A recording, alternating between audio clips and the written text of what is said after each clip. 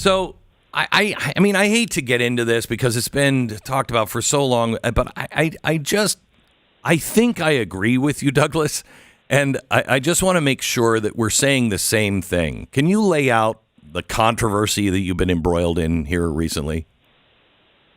Do you mean, sorry, because I tend to be embroiled in quite a lot of controversy. Which one are you talking about?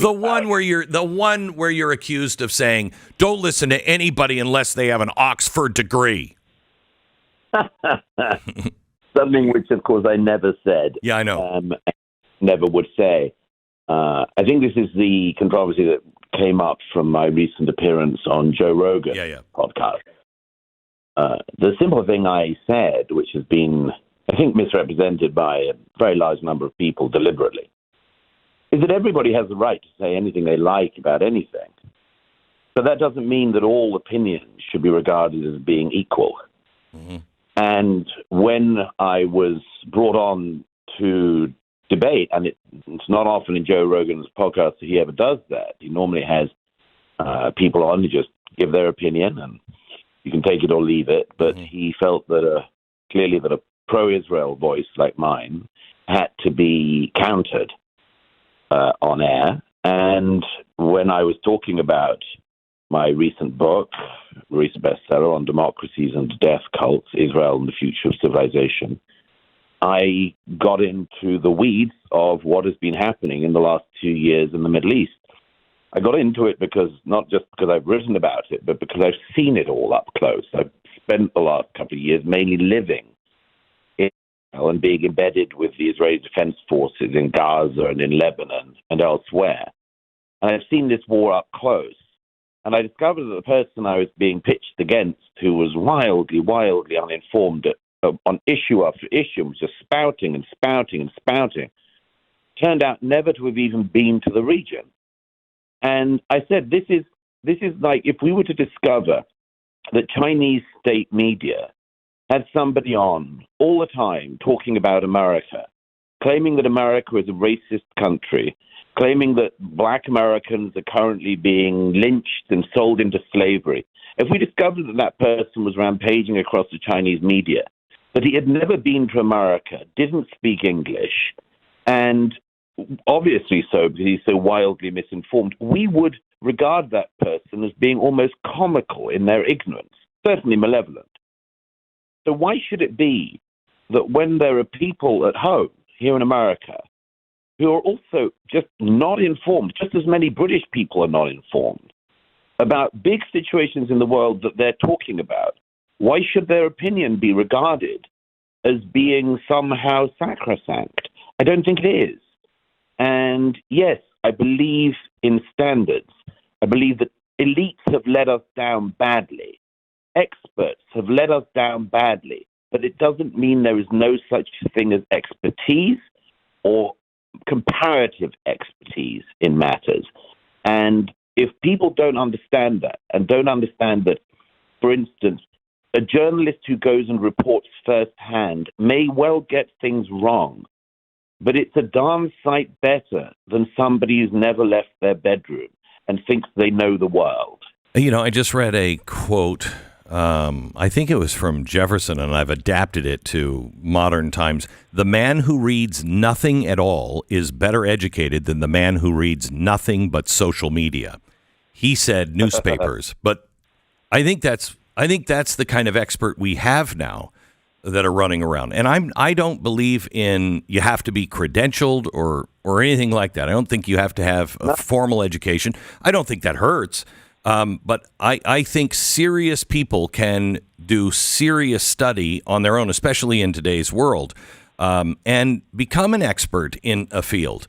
But, you know, you also have to have enough humility to go, look, I'm not an expert in this. I don't know. I've just done a lot of homework, and I'm open to different opinions, but here's what I found. Right. Absolutely. And there's a lot of good that can come from that. And we all do that to some extent. But that is, as you say, the ignorance that social media in particular is able to push on people is extraordinary, not least because of the lack of humility. And one of the things in that debate. It was really me against Joe and the comedian he'd put me on with.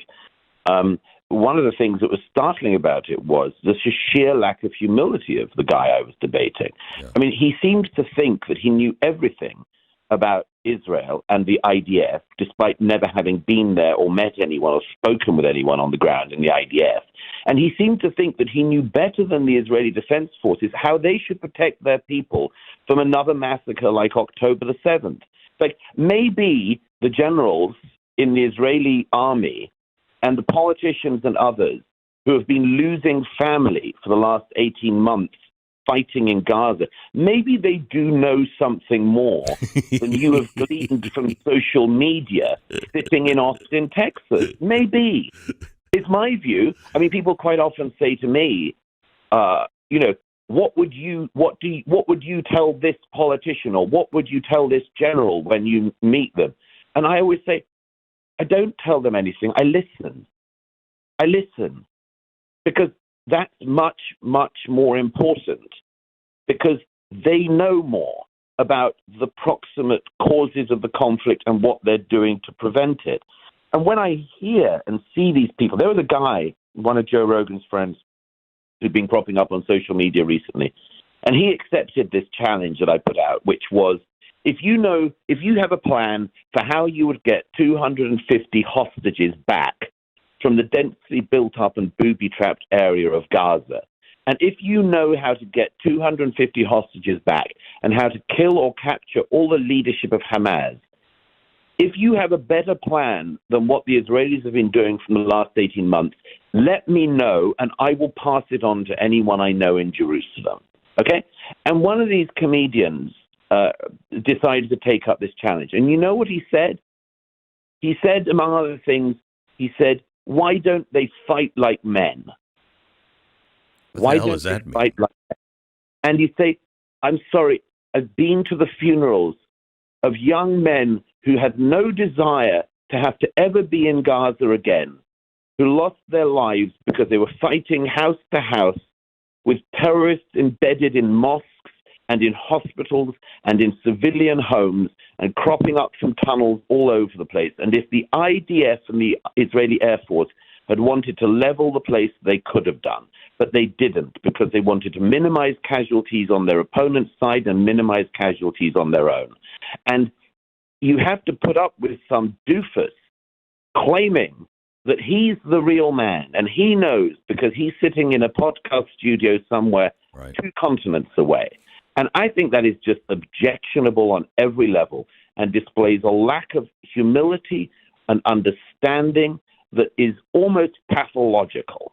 I tell you, Douglas, I mean, I think I struggled from this a little bit. I mean, I've done this job for almost 50 years now. But when I got into television, everything changes so rapidly. And I was pretty assured that I was right on things. We had a big, I spent a lot of money on research and everything else. Had really good, we were buttoned up. But when I left there and I was reflecting on what I had done, I came to the understanding, and I think this just comes from maturity and experience, and that is the only thing I'm certain of is that I'm not certain of anything. I don't know. I'm like you. I will ask questions. I will voice my opinion. I will voice what I do know, but that doesn't necessarily make it the absolute truth. I need to understand more of the situation. Yes, and you do that.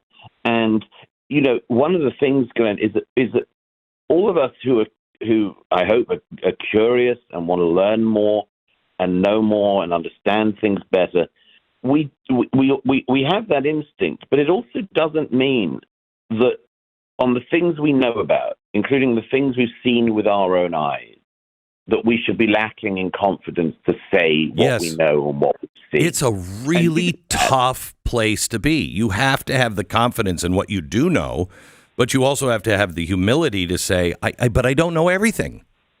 Right. And one of the things that I do know is that having seen war up close, not just in this conflict, but in others as well, I know what the difference is between a death cult, as I call Hamas, like a death cult like Hamas, that fights for death, fights to bring death to its enemies, fights to bring death to its own side, even to its own children.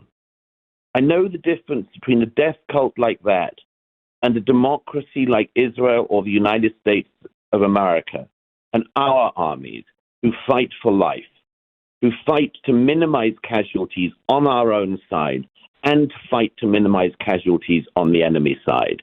And there is all the difference in the world between these two things. Okay, and when I see people finding it complicated to tell the difference between a democracy and a death cult, I think they are lost.